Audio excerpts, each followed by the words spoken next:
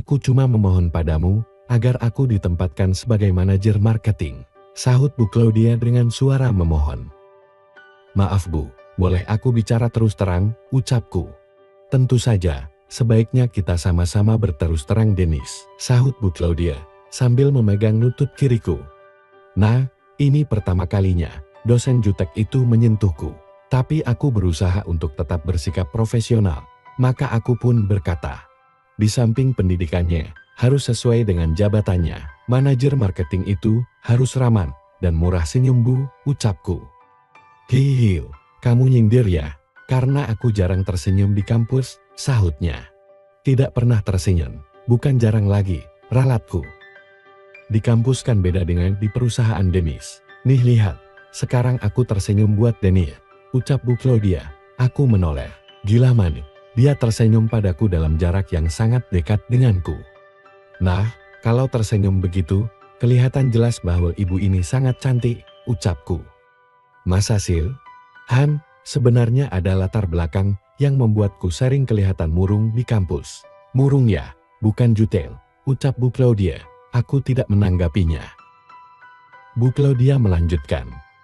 Suamiku menderita kanker hati. Hal itu sangat menyita waktuku. Membuatku murung juga, dan akhirnya 6 bulan yang lalu, suamiku meninggal, ucapnya. Oh, maaf, aku ikut belasungkawa Bu, ucapku. Terima kasih, sahutnya. Tapi sekarang ibu sudah bisa move on kan? Tanyaku. Dari mana Dennis tahu kalau aku sudah mulai move on? Tanyanya.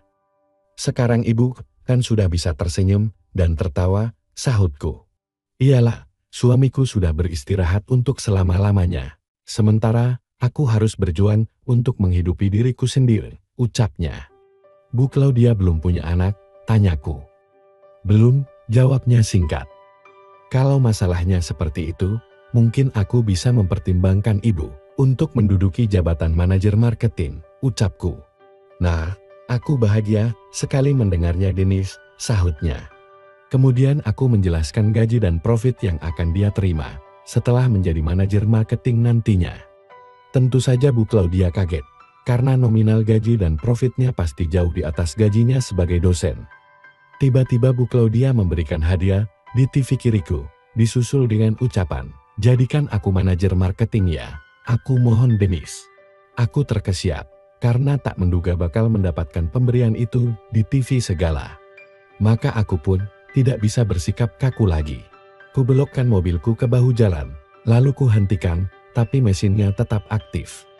Kenapa berhenti di sini Dennis? Tanyanya. Yang ibu lakukan barusan membuat hatiku berdesir, jadi harus ku tenangkan dulu, ucapku. Hehehe, kamu bisa saja. Kalau aku diterima sebagai manajer marketing, nanti aku berikan semuanya untukmu Dennis, ucapnya. Terus profesi ibu sebagai dosen di mana? Tanyaku. Ya ditinggalkan saja, aku ingin move on dan seolah dilahirkan kembali. Dengan profesi dan suasana baru, ucapnya. Ibu lihat bangunan yang belum selesai di seberang jalan itu, ucapku. Oh, keren sekali, itu bangunan yang akan dijadikan kantor barumu Dennis, tanyanya. Iya, mau lihat-lihat ke sana, tanyaku. Gak usah Lar, kecuali kalau Dennis mau memeriksanya ke sana, sahutnya. Aku tidak ada urusan dengan buruh yang sedang bekerja di situ. Aku hanya berurusan dengan kontraktornya. Kalau 2 bulan lagi belum siap juga, aku pasti klaim nanti, ucapku. Kalau Dennis gak keberatan, sekarang anterin saja aku pulang, supaya Dennis tahu di mana rumahku, ucapnya. Boleh, tapi kita makan siang dulu ya, ucapku. Siap bos, sahutnya sambil tersenyum. Dalam keadaan tersenyum seperti itu, Bu Claudia memang cantik sekali. Terutama matanya yang sayu, membuatku jadi rikuh. Ingin sekali aku memintanya, tapi aku masih menghormatinya sebagai dosenku. Tapi Bu Claudia seolah tahu apa yang kuinginkan, dan dia pun mendahuluiku, membuatku gelagapan, tapi dengan cepat aku membalasnya. Bermenit-menit kami saling balas di dalam mobilku, yang kacanya gelap semua ini, tanpa rasa takut akan kelihatan dari luar. Setelah terlepas, Bu Claudia menyandarkan kepalanya di bahu kiriku, lalu terdengar suaranya. Kalau aku diangkat sebagai manajer marketing, Dennis akan menjadi orang yang pertama move on-ku. Aku tidak cepat menyahut, meski hatiku sudah menerimanya. Sekarang kita isi perut dulu ya, kalau perut lapar, tidak bisa bicara secara normal, ucapku. Tapi Bu Claudia bicara terus. Kalau aku dijadikan manajer marketing, dijadikan perempuan simpananmu pun, aku siap bos, ucapnya. Apakah itu janjimu? Tanyaku. Ya itulah janjiku, sahutnya. Di belakang setir mobil yang sudah kujalankan di jalan raya, aku membayangkan seandainya hal itu terjadi. Bahwa dosenku yang usianya 31 atau 32 tahunan, yang kulitnya bule, berperawakan tinggi langsing dan sangat cantik itu, menjadi simpananku pasti akan sangat menyenangkan. Lalu aku belokkan mobilku ke pelataran parkir sebuah restoran bertaraf internasional. Suasana di dalam restoran itu kebetulan sedang lenggang, karena jam makan siang sudah lewat.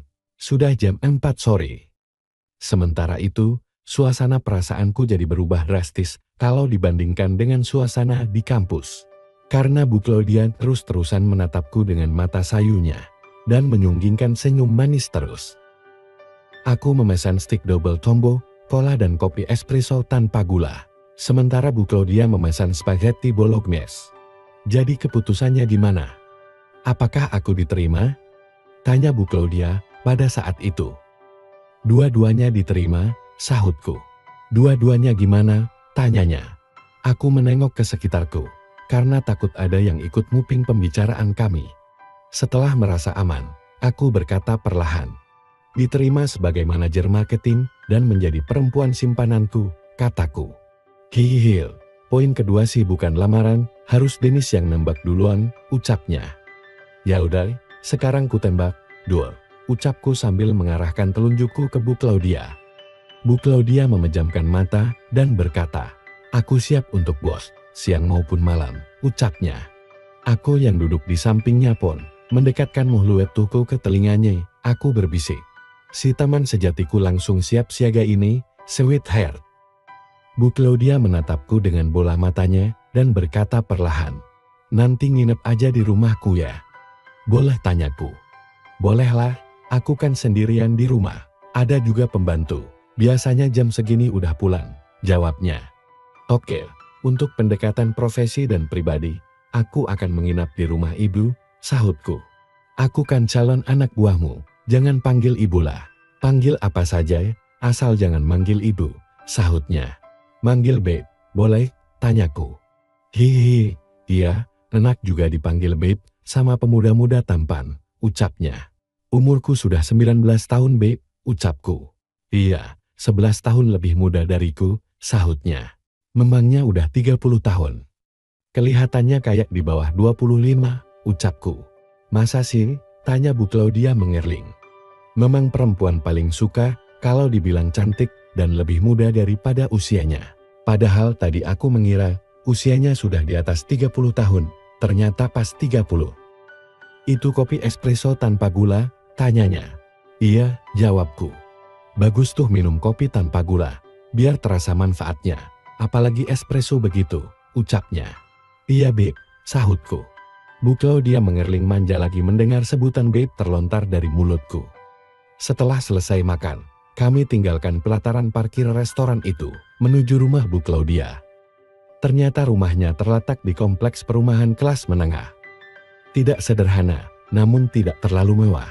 Tapi begitu masuk ke dalam rumah dosenku itu, kelihatan penataannya serba klasik. Mungkin almarhum suaminya punya selera serba klasik. Tapi untuk seorang dosen seperti Bu Claudia, penataan serba klasik begitu memang cocok. Sehingga segalanya tampak serba intelektual. Mau minum apa? Tanya Bu Claudia setelah aku duduk di ruang tamu. Gak usah repot-repot, duduk aja sini, kataku sambil menepuk sofa klasik yang tengah kududuki. Sebentar ya, mau ganti baju dulu, sahutnya sambil melangkah masuk ke dalam. Aku ditinggalkan sendirian di ruang tamu itu, dengan perasaan seperti sedang bermimpi. Bahwa Bu Claudia yang terkenal jutek di kampus itu, kini hampir berada di dalam genggamanku. Tak lama kemudian, Bu Claudia muncul lagi. Sudah mengenakan gaun tanpa lengan, yang terbuat dari bahan kaos berwarna biru tua. Tadinya kupikir dia akan langsung duduk di sampingku, tapi ternyata tidak. Dia malah berdiri di depanku, dan menunjukkan sesuatu padaku, seraya berkata, "Bagaimana, apakah aku punya nilai yang sesuai dengan kriteriamu untuk dijadikan kekasih?" "Oh my god, sangat sesuai," sahutku dengan mata tak berkedip. Tanpa basa-basi lagi, aku pun segera memulainya dan tentunya disambut gembira oleh bu dosenku itu. Karena sejak awal, dialah yang sepertinya memang sangat berharap banget dariku. Malam itu pun aku menginap di rumahnya, dan entah beberapa kali, aku dengannya naik-naik ke puncak gunung, tinggi-tinggi sekali, hei. Malam itu, hingga pagi menjelang, aku hampir saja kewalahan dibuatnya. Sekian, nantikan saja cerita selanjutnya ya, bersambung, lanjut di episode selanjutnya.